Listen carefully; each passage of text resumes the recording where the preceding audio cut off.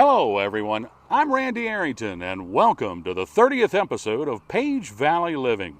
We're here today at Cooters in the Valley, a few miles west of Luray, Virginia.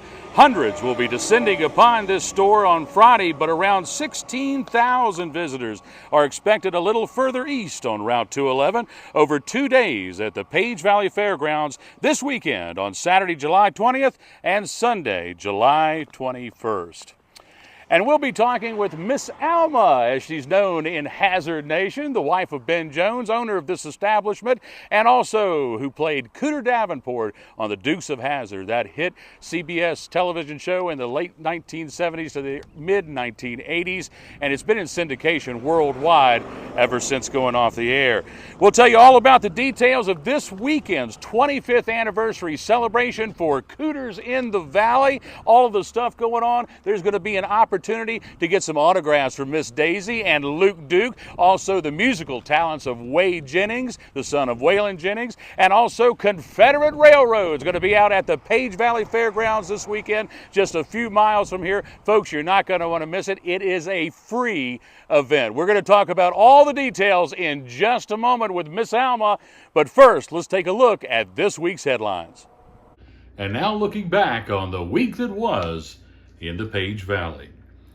On Monday night, the Page County Board of Supervisors voted 5-1 to leave the Luray Page County Visitors Center housed at the historic train depot in downtown Luray. In addition, the board allocated about $95,000 for the Chamber of Commerce to continue operating the center as they have done for the past 3 decades. The decision ends weeks of controversy focused on the center's potential exodus from the depot and a relocation to a corner retail spot that currently houses an existing business. At least a dozen EMTs who served Page County over the last 3 years have signed on to a class action lawsuit filed June 30th in the U.S. District Court in Harrisonburg. The federal court filing claims the number of plaintiffs could grow to as many as 50 current and former emergency medical technicians who seek damages for the county's, quote, systematic policy of failing to pay its employees for all hours worked or for overtime hours worked at the appropriate overtime rate in violation of the Fair Labor Standards Act, end quote. Since July 1st, 2021, the group of EMTs claimed in the lawsuit that the county never paid overtime rates for 62 hours per month, even though they were regularly scheduled to work 212 hours per month, deducted 24 hours of overtime from an employee's paycheck for every day of leave taken, and due to staff shortages, some plaintiffs at times would work as long as 96-hour shifts. In a recent credit analysis, S&P Global Ratings has affirmed Valley Health System's financial stability by issuing an A+ rating. In addition, Moody's Investor Services gave it an A1 rating, reflecting Valley Health's consistently stable operating performance.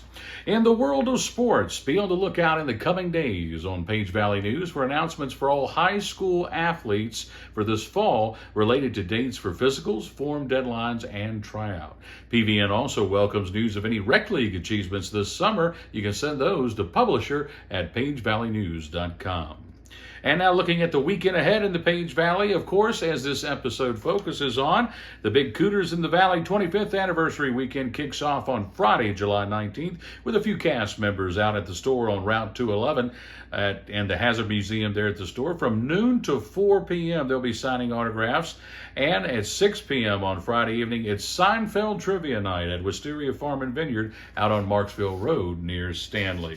On Saturday, July 20th, the Dawn of the Stars Farmers Market will set up at the Luray Page County Visitors Center at the old train depot from 9 a.m. to 2 p.m. The gates at the Page Valley Fairgrounds will open up at 9 a.m. for day one of the Cooters 25th Anniversary Festival. Autographs start at 10 a.m. Music goes from noon to 5:30. And then from 5 to 7 p.m. out at Wisteria, they're going to be hosting the Music Under the Arbor out at Wisteria Farm and Vineyard. At 5 p.m., the Memslemen on West Main Street in Luray will host a Rat Pack dinner show. And at 7 p.m., the Carillon Bells in the Luray Singing Tower across Route 211 from Luray Caverns will offer a free 45-minute recital on the bells. On Sunday, July 21st, there'll be a 3 p.m. recital at the Luray Singing Tower. And again, the gates open out at the fairgrounds at 9 a.m. for day 2 of the Cooters Festival. Autographs again kick off at 10 a.m. Music begins at 10:30 a.m. and culminates with Whey Jennings, the son of Whey Jennings, at 3:25 p.m. and Confederate Railroad at 4:45 p.m. A finale with the cast members will kick off on stage at 6:05 p.m. and that will close out the 2-day festival on Sunday. And that's the headlines from the past week in the Page Valley. Episode 30 of Page Valley Living is being recorded on Wednesday, July 17th, and will also air on Wednesday, July 17th. And we're back inside Cooters in the Valley here with so many memories of the old show. And we're going to be talking with Miss Alma here. Miss Alma, thank you so much for meeting with and talking with us today. Thank you, Randy. I am so excited to be with you and to have an opportunity to, talk about one of my favorite subjects. I have to admit. Well, folks, as I said, we're here at Cooters in the Valley out on Route 211, just a few miles west of Luray, Virginia. There's so many things going on here. They're preparing for the big weekend, the 25th anniversary of the store, which started over in Rappahannock County. We're going to talk about that in a moment. If you hear a few folks in the background, that's at the Hazard Recording Studio. They're doing some music recordings here today as well in preparation. Now, Miss Alma, I think I first met you, I know it's been over 20 years ago, and it was I think probably the first time I saw you, didn't know who you were. I saw you probably behind the counter of the old store over in Rappahannock County, and you all opened in 1999, is that right? That's exactly right. We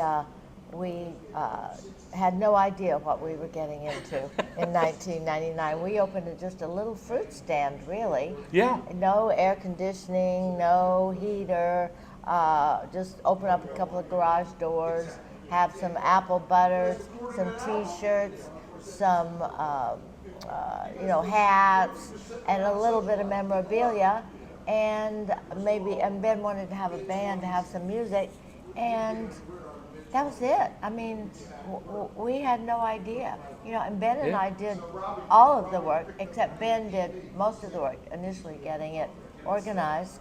But we did run the cash register and sweep the floors. And I saw you doing it. Right there at the foot of the mountain as you're going down the east side of the Blue Ridge.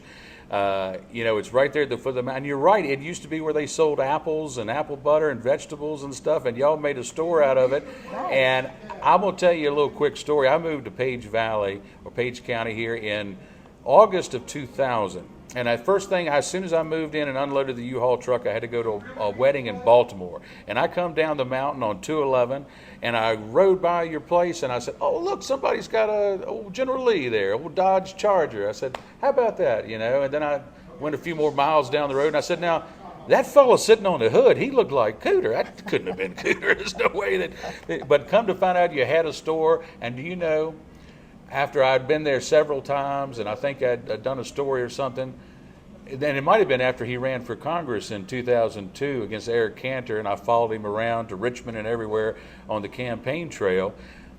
But Cooter invited me to a Christmas dinner one year there at the store, and I'm going to tell you what, my head couldn't fit back in the car. That Cooter had invited me to Christmas dinner. I love that so much. But we have seen each other several times. You all hosted a political rally over there for Jim Webb, and I covered that for the paper. But and do you still have that picture of your grandchildren on your nightstand that took over there? I absolutely do. Not only do I have that picture on my nightstand, I've got it all blown up and given them each a copy, and it's just one of my favorite family pictures. I took that the day Jim Webb was over there at y'all's house in Rappahannock County. That was amazing. That was amazing. Now, while y'all were in Rappahannock County, the store had a couple different locations. Is that correct? Yes. Well, first we were in Rappahannock till 2002. We closed at the end of 2002 in that first store. Okay. But we had opened that same year a new location in Gatlinburg, Tennessee. Okay. And there we had found an old garage, a real garage, that we were able to open. And it had a place for us to put the General Lee and a police car. Not much parking, but there was there were businesses across the street, so we could steal their parking. So everything worked out great. But again, we had no idea how many people were going to come. It's always been crazy how many people start showing up. One of the biggest secrets, though, is exactly what made you turn your head and say, huh, looks like somebody has a General Lee. We've always got to have a General Lee parked out front. It's our best billboard, and we get more people coming in, stopping, turning around. Over and over I say, how did you hear about us? And they'll say, well, we were driving down the road with the family to go to the caverns or to go to a wedding or to do something. And the father or the son goes, oh, wow, that's a General Lee. Can we turn around? Can we turn around? Can we make a U-turn? I know everybody loved Bo and Luke, and I know everybody absolutely loved Miss Daisy, but the General Lee might have been the most popular character on the show. I'll tell you what.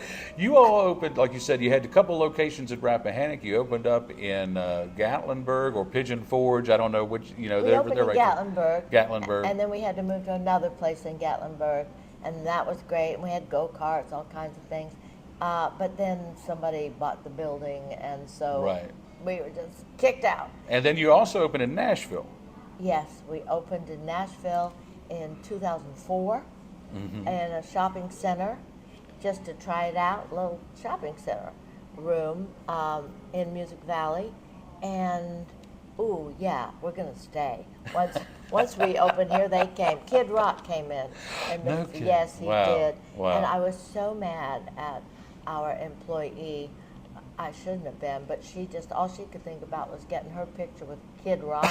And so she didn't get anything about Cooter in that picture, but still we were honored that he came in. Well, you all have been having these festivals for years. I went to several over in Rappahannock County, and of course, you know, Luray is getting all prepared for 16,000 people that are going to be this weekend over 2 days out of the Page Valley Fairgrounds.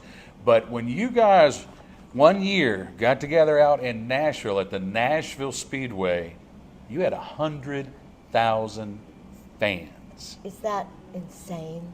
That was in 2006. 2006. The show had gone off the air in 1986. Yes. Right? Yeah. Now, they're sure we were in reruns and stuff like that, but no advertising behind it, no promotion behind it. It was just one of those filler shows at this point. But then CMT brought it back in 2005. Yes. And wow, they were stunned because the opening of the show, they promoted it some, 21 million people tuned in to CMT. Wow. To watch the Dukes coming back on the air. When you have a fire marshal that's concerned about overcrowding at a NASCAR speedway, I know. It was that crazy. is amazing. We were in the buildings where they used to have fanfare, and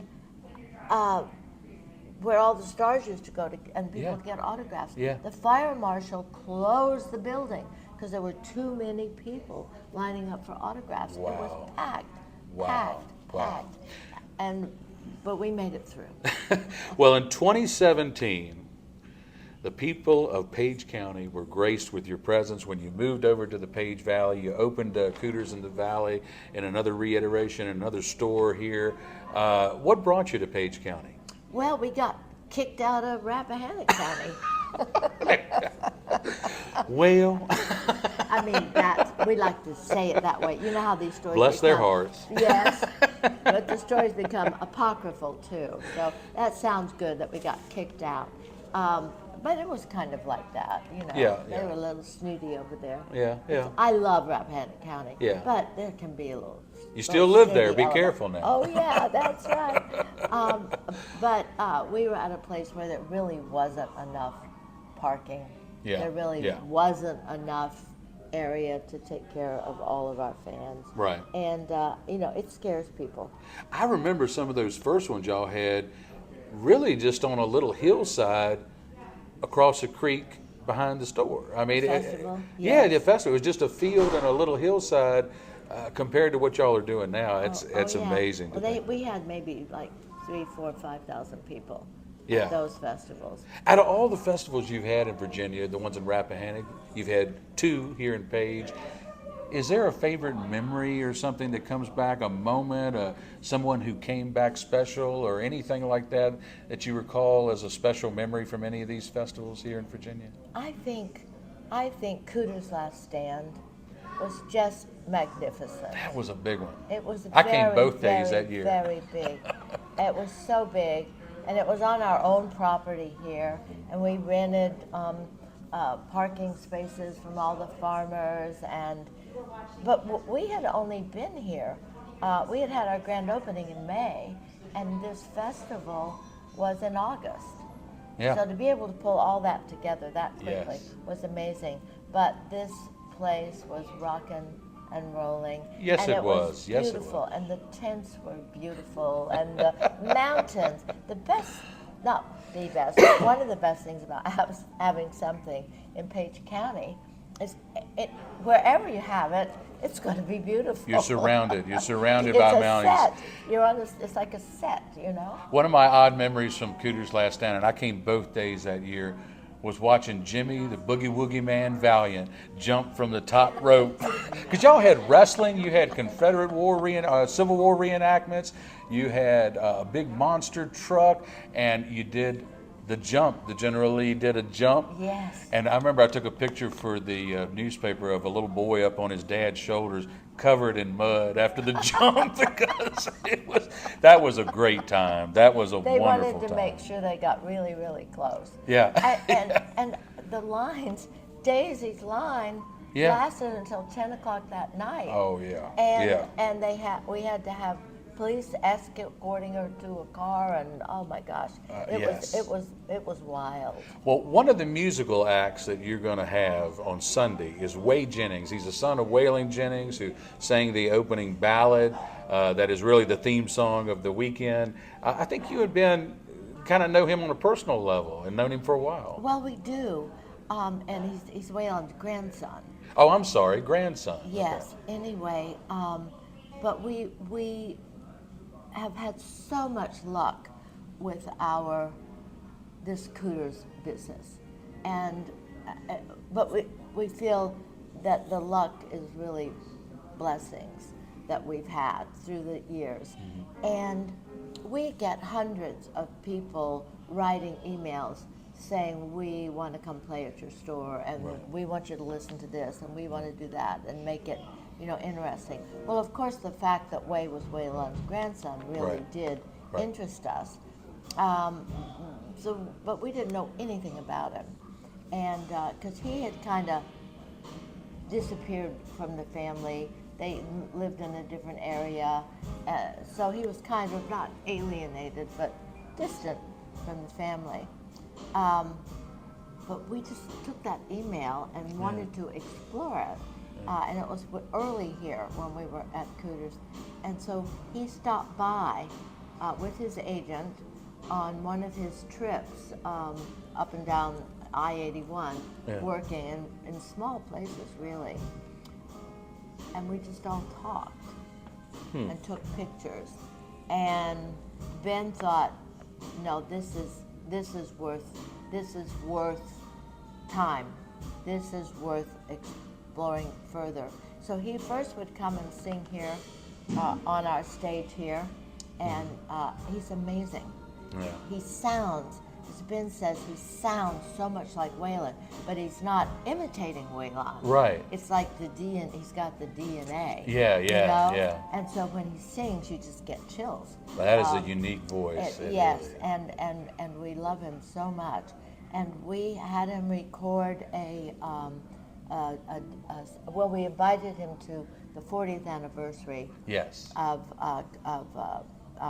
Cooters, not Cooters, of the Dukes of Hazzard in Nashville to play there. And his father died 2 days before the event. Oh, wow. And his father had been coming to the event, and I was talking to his father. It was really going to be special. And he played anyway because he said, my daddy would have wanted me to play. And he played his dad's favorite song, and everybody was crying. And we recorded that, though. And so we made a CD for him. And we have it in the store. And he started selling that because the CD he had wasn't very good.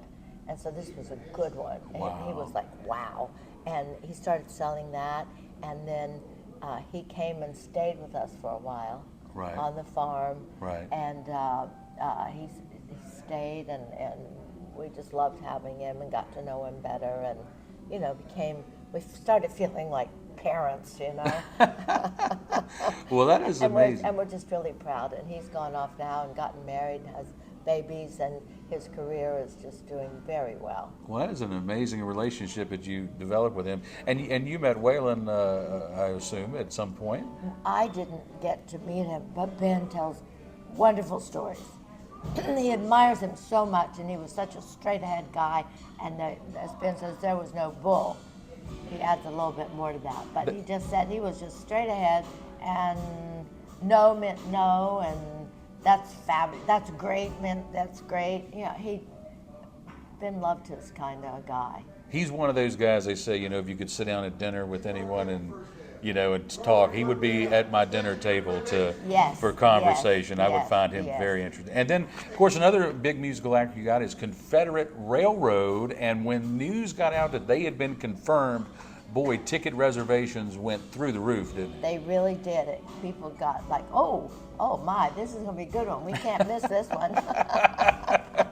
Well, they're also going to be on Sunday. Yes, and we love them, and Ben has defended them at different times, and they appreciate it. So they're driving 600 miles that night, overnight. That night? Yep, to be here the next morning. Wow. So they can do a sound check and get ready and do the show that afternoon. Wow, so wow. That's a big favor. That is amazing. That is amazing. And of course, there's going to be several cast members. They're going to be back signing autographs, signing on stage, including Tom Wopat, who played Luke Duke, if you remember, on the show. And you know, all the events I've attended, he may be the most consistent attendee of the cast members, which I thought was maybe a little odd given his absence in the early reunions on the show. That's right. The first one he did was the Nashville. Event. That's 06. the very first one he did. But Randy, he was doing a lot of Broadway shows. Yes. And he Get Your Gun and several others, Chicago. So he was cultivating that career, and that was what he really wanted to do. Yeah. He loves to sing. Yes. And while he loved the Dukes of Hazzard, he was wanting to cultivate that part of his career. And he and John both were working on music a little bit, I think. Yes, one time Ben went to New York as a congressman, and they were both playing on Broadway. And he thought, wow, now this is a historical little moment. Bo and Luke on Broadway. And Cooter Congressman Cooter sitting in the audience watching. Congressman Cooter from the state of Georgia. That's right. He had 2 terms down in Georgia and unfortunately lost to Newt Gingrich. He lost his seat too. I thought that was kind of interesting too. Oh, that was fun. That was a lot of fun. We enjoyed that. And then I was going to say there's be several other cast members like Cletus, one of Roscoe's Hazard County deputies, is going to be there. The stunt person for Catherine Bach, as well as Miss Daisy Duke herself. And you already stole my thunder on this one. I was going to say one thing I've noticed that at every festival I've been to is that the longest line for fans to get autographs is at Catherine Bach's tent. Isn't that amazing? And it's not just a bunch of old men lining up either. Right. No, the young girls and, women have really appreciated her. Yeah. You know, everybody fell in love with Daisy. Yes. The guys thought, oh, wow, and the women thought, oh, there is a real role model, because she was strong. tough. Yeah, and she told it like it was, and she held her own with those boys. She'd have to be tough. She had to get those boys out of several jams, as I recall. And if you'll recall, she oftentimes called Cooter to help. That's right. That's right. Well, we're going to wind up here in just a second, and we're going to go over the schedule, folks, in just a second for the music and the entertainment this weekend at the fairgrounds. But I want to tell you a quick story as we wrap up. Okay. On Sundays, when we used to go to Grandpa Arrington's, like people used to go on Sundays and go visiting with the family, my cousins, and I'm going to call them out, Bert Matthews up in Michigan, and Todd Arrington down near Red Hill near Patrick Henry's home, and Christy Toombs Arrington, who's now traveling the country as a traveling nurse. God bless her for the work that she's doing. We used to, on Sundays, play the Dukes of Hazzard at Grandpa Arrington's. Aww. The boys would fight over who was going to be Bo and Luke, and they got to get up on Grandpa's old Ford tractor, and they would be in front. And of course, because Christy was the only girl, she was of course Daisy. But I didn't worry about Bo and Luke. I always wanted to be Cooter. Because I was the goofball, I was the funny one, so I was always Cooter. So while they're up on the big Ford tractor, yelling the rebel yell, I'm in the back saying, breaker one, I may be crazy, but I ain't dumb. That is great, Randy. That's why you turned out so well. And you know that Cooter was the only one in Hazard County who really worked. He's the only one who made any money, you know? So you were smart to be Cooter. You really were. That's well, I've always thought a lot of him. I read his autobiography. His autobiography is for sale here at Cooters in the Valley, and found out a lot about him I didn't know. And I was always drawn to his character. Like I said, I was always kind of the goofball guy, and I loved Ben Jones as Cooter Davenport. Let's go over a couple last things. Let's talk about the schedule, folks. Of course, things will kick off on Friday, July 19th.